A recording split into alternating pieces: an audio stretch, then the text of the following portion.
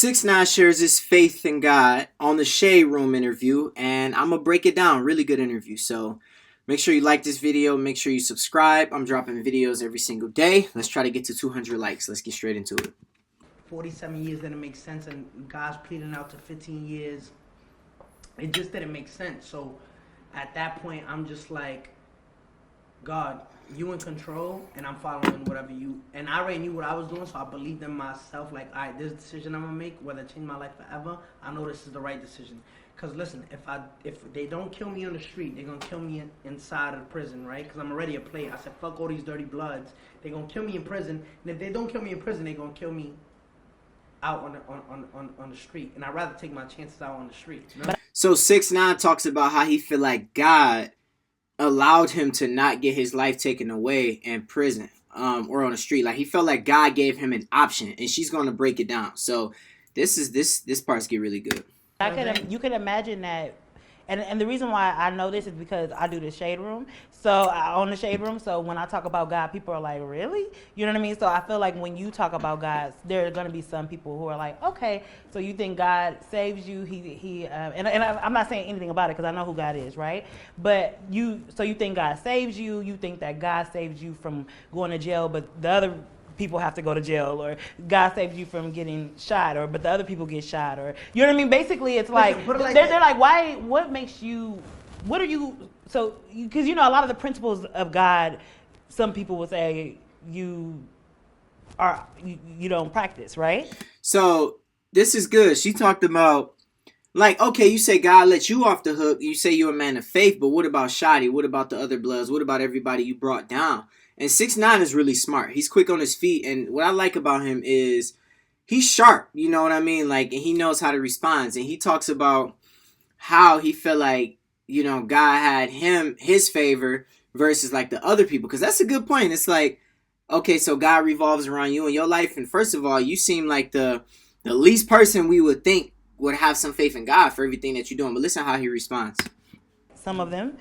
So when you're talking to God in jail, is there a point where you're like, okay, this is what I promise I'm gonna do moving forward? I'm not gonna lie. In 2015, and this, I think about it all day. I told God in 2015, nobody knows this because it's just between me and God. I told 2015, I said, when I got locked up for the child sexual misconduct with an underage girl, I said, God, I'm no longer going to rap no more. I swear to God, if you get me out of this situation and you set me free, I'm never going to rap no more, because rap is the devil's music, right? I made that promise to God. What made you come to that conclusion? Listen, because my mom will always tell me, like, yo, you see what this got you? Because remember, I got caught up in that situation trying to be a rapper and trying to do viral shit for Instagram with girls and not knowing. So he also talks about how, when he was coming up, he was in church. He talked about how he was a churchgoer and all that kind of stuff, and how he felt like he lost himself in the rap industry, which is solid. These interviews always humanize people, and it is good to hear his part of the story. I'm not justifying it. It does help me understand.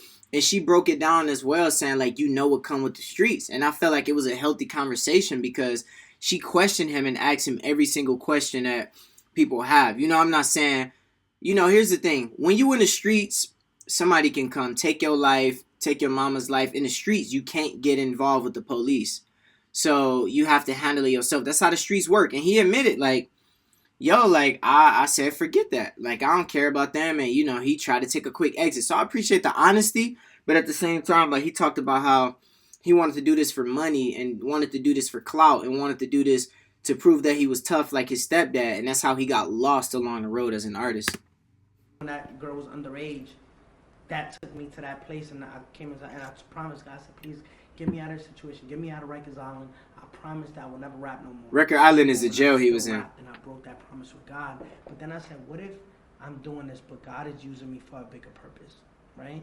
Like, nobody knows that. I'm telling you that now. But between me and God, I tell God I'm sorry all the time and sorry for everybody. I'm just trying. You know what I'm saying? Mm-hmm. And that's the thing where God understands my mom, how she raised me, how we grew up, and understand that I got a bigger purpose. You know what I'm saying? And so you saying basically, hey, look, we're all sinners. Like we all make mistakes, but my heart is for God, and that's the most important thing. Exactly. So The thing about 6ix9ine is he's honest. I believe him. Like, I don't ever believe 6ix9ine to really lie. Like, I don't know. I mean, y'all can probably let me know in the comments if y'all think he's lied about some stuff. But he's a very honest person. You know what I mean? I do believe that when you, because yes, I believe God is real.